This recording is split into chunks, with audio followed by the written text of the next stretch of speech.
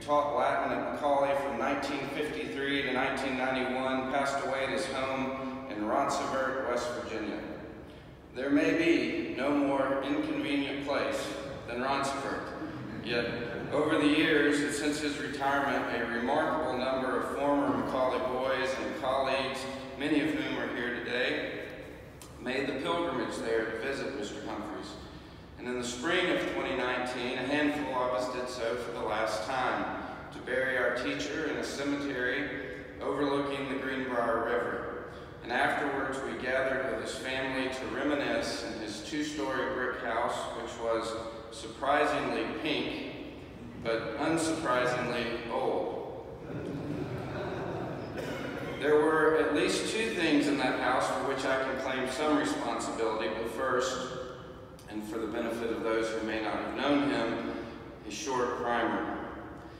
There has never been anyone like Mr. Humphries. He studied Latin and Greek, first at Hampden-Sydney, then at the University of Chicago, and finally at the university, according to him, Virginia. He began his teaching career in Bristol, Virginia, but after 1 year, he took a job at Macaulay, where he taught Latin for 38 years. Although he began teaching at the age of 24 and retired at 62, he seemed at all times to be in his early 80s.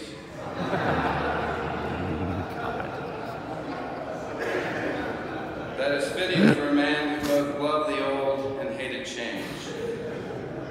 He grew up in West Virginia, whose statehood he objected to on constitutional grounds. Politically, he was a conservative, by which he meant that he never voted for, but only against, politicians. In fact, the only 20th or 21st century political figure he really supported was Queen Elizabeth, whom he adored and whose portrait hung in his classroom along with those of General Stuart, Jackson, and Lee. These portraits had absolutely nothing to do with Latin, but relevance was never among Mr. Humphries' faults. His suits, like Gaul, were divided into 3 parts and were tailored in England, which he preferred to visit by ship. He was a Presbyterian, and he attended either the church directly across from his home or the one a little further away in downtown Lewisburg, avoiding whichever one had placed the Battle Hymn of the Republic in the rotation. He could be slow, stubborn, and difficult, and his opinions were untenable then and now, but he had a twinkle of pure joy and kindness in his eye that witnessed a heart transformed by the love of Christ, and his students always loved and revered him. Shortly before his death, Macaulay alumnus and former trustee Turner Howard discussed with Mr. Humphries why he had never married, to which Mr. Humphries replied, "I was married to Macaulay School and its students." So with that background, I returned to the house and eventually to my contributions to it. The front door of that old pink house is almost entirely hidden by 2 enormous boxwoods on either side of the path leading to the gate of a white picket fence. Cats never enjoyed the shade of those boxwoods long if Mr. Humphries spotted them. "Wretched beast!" he would yell as he scared them away. And on the side of the house along the street, there was room for parking his car, notable only for its personalized tags, which read CSA. I once rode with him in that car through nearby Lewisburg, past a group of protesters peaceably assembled in opposition to the Second Gulf War. They had signs urging passersby to honk if you oppose the war. Mr. Humphries did acknowledge them by rolling down his window, extending his long arm, and giving them an emphatic and very Roman thumbs down. The inside of the home was beautiful. His sister, whom he also adored, had redone the home when Mr. Humphries retired. She preferred wallpaper to paint, floral patterns to solid colors, any exposed steam pipes had been covered carefully as well. The furniture was antique, and there were books and books and more books. And frequent correspondence, primarily from old students or colleagues, amassed like a mudslide on a small kitchen table. And when you visited, he enjoyed sitting in the room to the right of the front door as you entered. He would sit very low in a wing chair beside the fireplace with his legs crossed. His left hand would periodically leave a clenched fist in his lap to either smooth out his glorious white hair or sort of clench the back of his neck and rest there. Heavy green drapes hung in the entrance of that dark blue room, and there were a few pictures of horses, but the pride of that room for him was above the fireplace, an oil painting of General Lee on Traveler by Macaulay alumnus Jim Applin. Now on the second floor, framed and prominently displayed, was this letter from Buckingham Palace. And in my sophomore year, I and 3 other classmates hatched a scheme to get out of class. We knew Mr. Humphries' fondness for the Queen, but we doubted he would be willing to cancel class to celebrate her birthday unless we raised the stakes. We hired a caterer, booked a violinist, and invited a number of outside guests, mostly former colleagues, but only one thing would guarantee success without lapse: the Queen herself.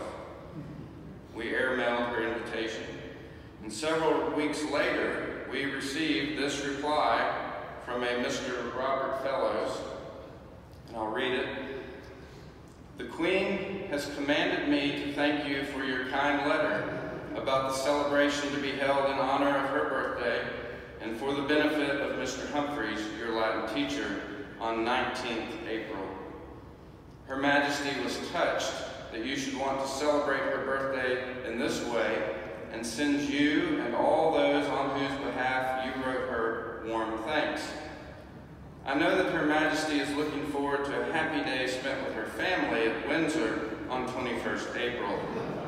So I need hardly add that she will be unable to be present with you at Macaulay School 2 days before." Now also on the second floor, but less prominently displayed, in fact hidden behind a bedroom door, was a poster of the actor Leonardo DiCaprio. DiCaprio had endeared himself to Mr. Humphries initially through his appearance in the Titanic. Former Macaulay faculty member and dear friend of Mr. Humphries, Steve Bartlett, informs me that during its first release in the Ronceverte movie theater, Mr. Humphries went to see the Titanic well over a dozen times. After all, as Mr. Humphries once told a student, "I like ships." But as between DiCaprio and Mr. Humphries, the "you had me at hello" moment really occurred in Scorsese's Gangs of New York, when DiCaprio's character hurled a bottle of Irish whiskey at a poster of Abraham Lincoln.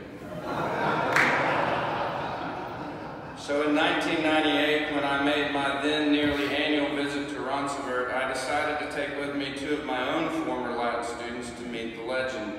And during the nearly 3-hour dinner at the General Lewis Inn, DiCaprio was favorably discussed.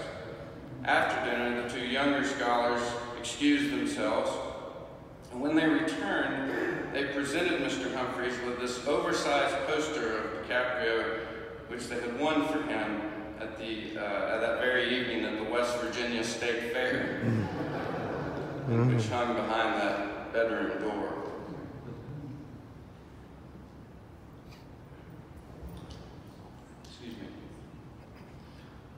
When I learned that Mr. Humphries died, although I was expecting it, and although I tried hard not to, I wept. Mr. Humphries had been, for me, a great mentor and friend, and I'm going to miss those trips, as I know many of you will, to Ronceverte and his long dinners and conversation with him. And much of my life had been in response to his. I could fairly say, as Horace did of Virgil, that he was animae dimitium mei, half of my life.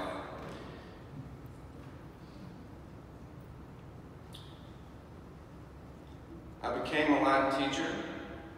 That's true, and no, I did not take on or agree with all of Mr. Humphries' positions or opinions. But Mr. Humphries taught his students with Macaulay much more than Latin, and he left us with much more than fond memories and funny stories. We have a saying at Macaulay that our teachers do not teach subjects, they teach boys. And the idea is that what we are about is not merely content or skills, but the formation of a person. And the saying, rightly, focuses on the boy, but of course the reverse is true. Our boys do not take classes, they have teachers. Macaulay is its teachers. And the link between the teacher's knowledge and the boy's education is a relational one, and there are no shortcuts in establishing it.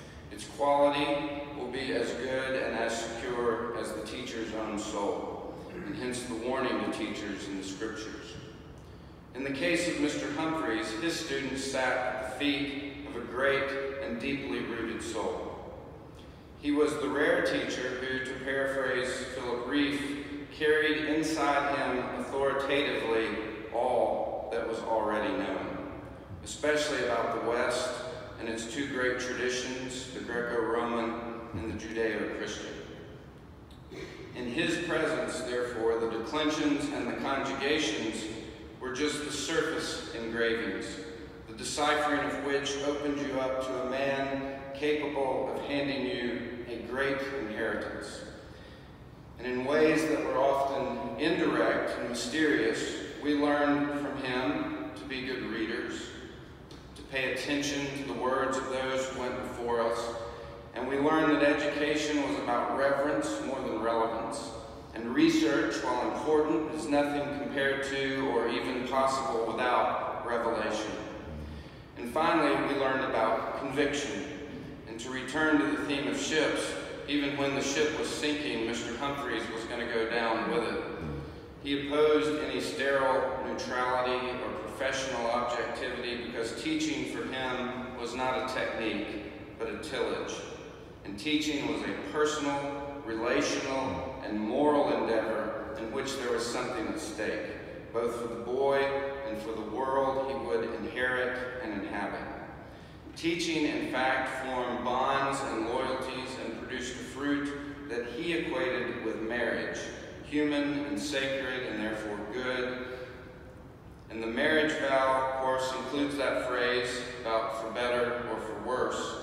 And we know that Mr. Humphries was not perfect, but he loved and was loyal to Macaulay and to his students, and we love and are loyal to him. In closing, I'll say that I think it's very fitting that Mr. Humphries died in a year in which Easter was celebrated on 21st April. April 21st, as we've mentioned, is the Queen's birthday, but it is also the mythical day of Rome's founding. It's a small thing,